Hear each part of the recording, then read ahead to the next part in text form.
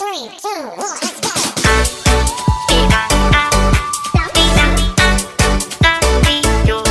Hey buns, it's me, Abby, and today I'm going to be talking about my illness. I think I'm fairly open. I'm not going to do like a whole reveal going, oh my god, look at me, wow, I'm ill. I just wanted to spread awareness, as I had no idea what Crohn's was before I got ill, and not many people know about it either.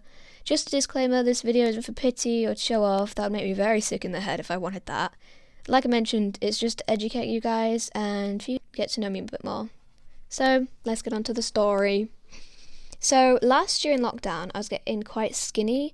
Nobody really noticed it because I was still eating, and apart from that, nothing abnormal happened. It was so gradual that nobody clocked on. I've been skinny all my life and have been, for the most part, fine.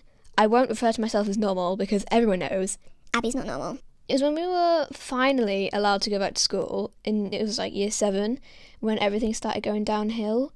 We were in, I think, our 3rd lockdown here in the UK. I was noticeably pale, and my face was drawn in so much that my cheekbones would kind of stick out, and I was very tired and dizzy. And maybe me, I didn't tell anyone because I kind of keep to myself about this sort of stuff, and I thought this was normal. I thought it was hormones or something like that.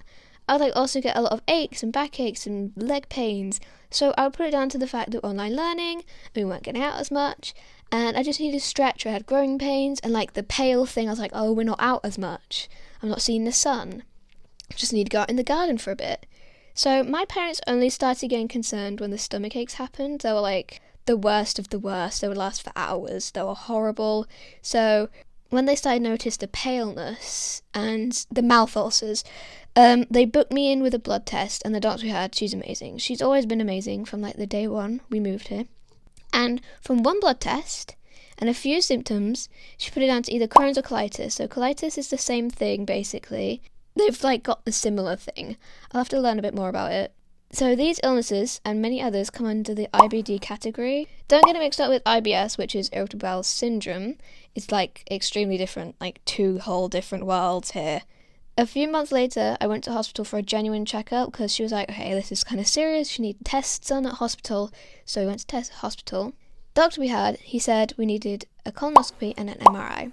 So a colonoscopy is when they put a tube down your throat. It has a little camera on the end and it looks at all your insides. An MRI is when you go in a huge machine. I thought it kind of looked like a big washing machine or a spaceship. They're really loud. They take pictures of your insides too. As months went on, I got severely worse. Sometimes I couldn't walk at all. I would get 20 mouth spots at a time and get so swollen I couldn't talk or eat. So I basically lived off of custard and water, which, let me tell you, is not as bad as it sounds. Sure, it stung as it went down my throat, but did it taste good? Yeah. Custard for breakfast, lunch and dinner? I'm in. We finally got the letter in the post a few months later about an MRI, so I went to that. Let me tell you, whatever they gave me to make my insides glow, this drink, really did not agree with me. If you don't know, people with IBD have trigger foods or trigger emotions that can send them into a flare, and whatever they gave me sent me into a flare on top of my untreated Crohn's. So it was almost confirmed. We were 99% sure I had Crohn's at this point, and all we needed was a letter to say I could have my colonoscopy. So the letter came in the post, and the deal was locked and loaded. I actually remember that week I went to my DT teacher, and I asked if I could have the materials to make my teddy bear, which was like the project at the time. She said, oh, when will you be back? And I said, oh, I'll be back next week, if not the week after. I was off school for 3 months. I remember having to go to the hospital for the colonoscopy and being so nervous. Let me tell you, laxatives in someone who goes to the toilet 20 or more times a day does not go down well. And the pain is the worst pain I've ever felt. The poor toilet is still traumatized to this day. My dad was like, oh, it's okay, don't worry, don't be scared, you'll be home later. I wasn't home 5 days after that. I was in prison for 5 days. I may not seem like it, and I may seem stupid as like half my life has revolved around hospitals and medical procedures, but I am petrified of doctors and nurses and hospitals a lot, so this legit made me like pee my pants. When we arrived, I couldn't walk because I was so weak. I hadn't had any food. I probably pooped out my whole intestine. My mum had to carry me out of the car. She even like, do you need a wheelchair, Abby? You literally cannot walk. I made it though. I forgot to go to the toilet before we left, so I thought I was going to pee myself in the elevator, and we got there a bit early. They're like, no, you can't come in early. But do you not have a toilet? Can we not just go to toilet? No, you're not allowed to use the bathrooms unless you're properly signed in. Are you kidding me? So I nearly wet myself. Apparently, waking up after the procedure was funny.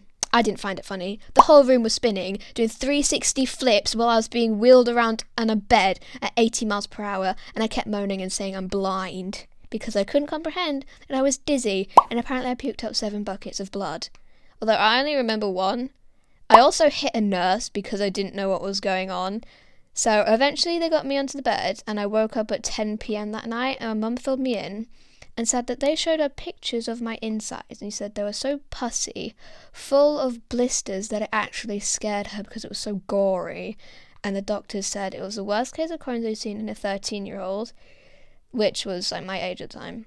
They wanted to keep me in for 5 days on a steroid drip and monitored me like 24/7. They literally hung around my room like staring through the window. I swear to God, it was like a horror movie. But like going to bed like 3 in the morning, look out the window, and there she is, little nurse doing, hello.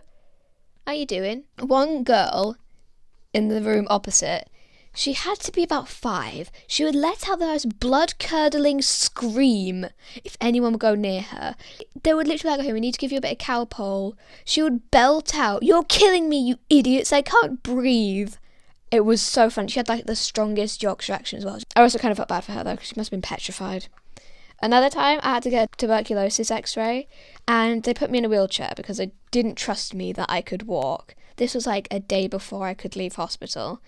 And because I was so high on drugs and steroids, I was saying, wee, while I was wheeled down the hallways. I got some funny looks from many people. I ended up being released with 8 steroids to take, 1 calcium tablet to make sure my bones didn't snap, and the official Crohn's medication. And I also had to have like regular blood tests. Turns out I was dangerously on those steroids for months. I say dangerously because it's very bad for someone to be on steroids for the amount of time I was. When I finally got off them, I was okay for a bit and then started going downhill again. So they put the official medication up. That didn't work. So here I am right now, dangerously back on steroids again.